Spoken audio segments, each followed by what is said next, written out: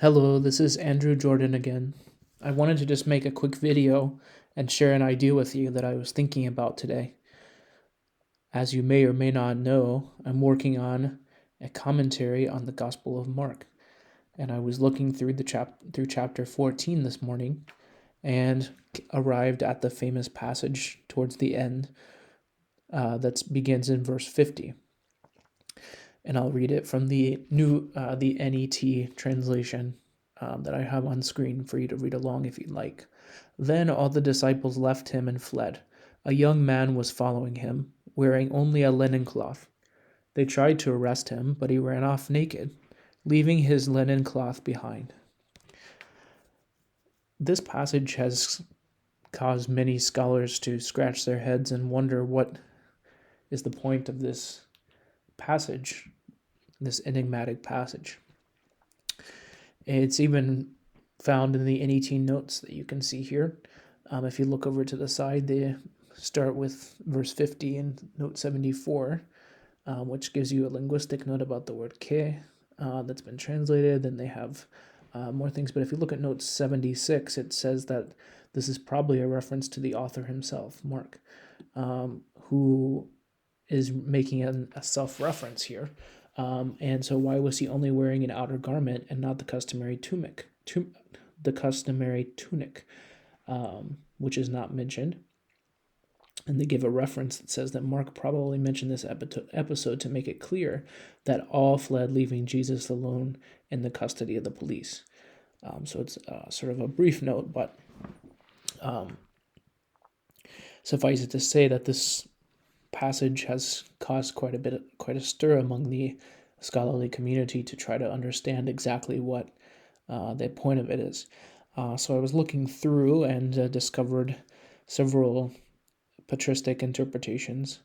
One being that this is referring to Jacob, the brother of Jesus, commonly translated as James in English.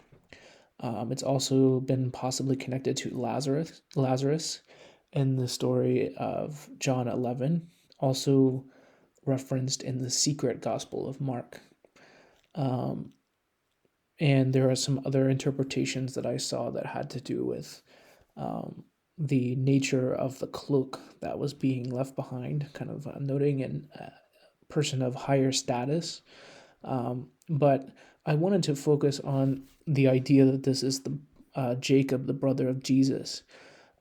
So the word, the reference to a young man is interesting because we know from tradition, which is not always necessarily reliable, but we have nothing else to go on really, that Jacob, Jesus' brother, lived to the 60s. I think 62 is the generally accepted date when he was killed, executed by the Sanhedrin.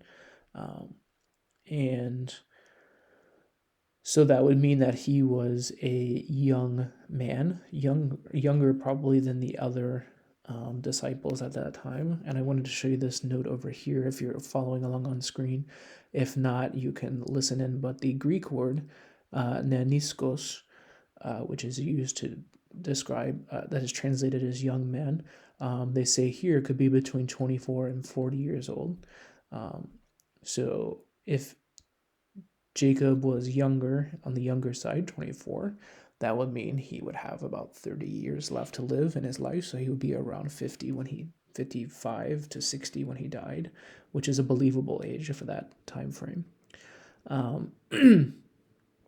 And this passage is linked in the secret gospel to sort of an initiation ritual, as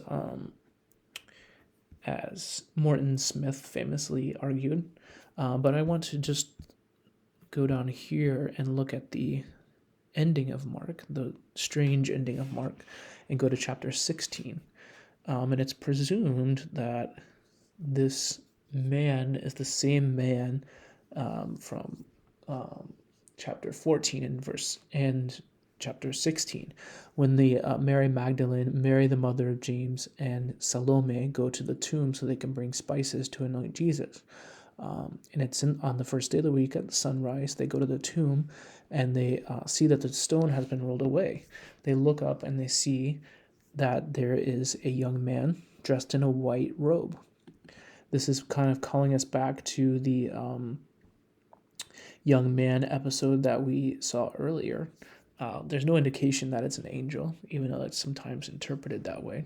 But the man says that don't be alarmed. Jesus the Nazarene, who you were looking for, who was crucified, he's been raised from the dead, and he's not here. That's essentially what it says.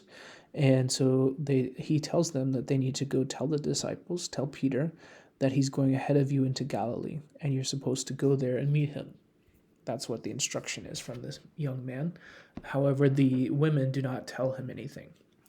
So I was thinking, as I was thinking about this interesting character in the story of Jesus, as told by Mark, and I was wondering if it made sense for the reference to James to be the most accurate, because we know throughout the text that Mark, through his presentation of Jesus, has essentially crafted a story that is meant to show how his interpretation, which I understand to be Pauline, to be the most correct, over and against the Jewish Christian movements that he was that were his interlocutors. So in this reading, Mark would be inserting Jacob, James, into the Jesus narrative, which he is traditionally not understood to necessarily be part of the gospel story, although there's a lot of interpretation about who the various disciples are and things like that. But so if he was inserted into the story to show that he abandoned Jesus like everybody else did, and left his cloak behind, maybe perhaps indicating his position or something like that.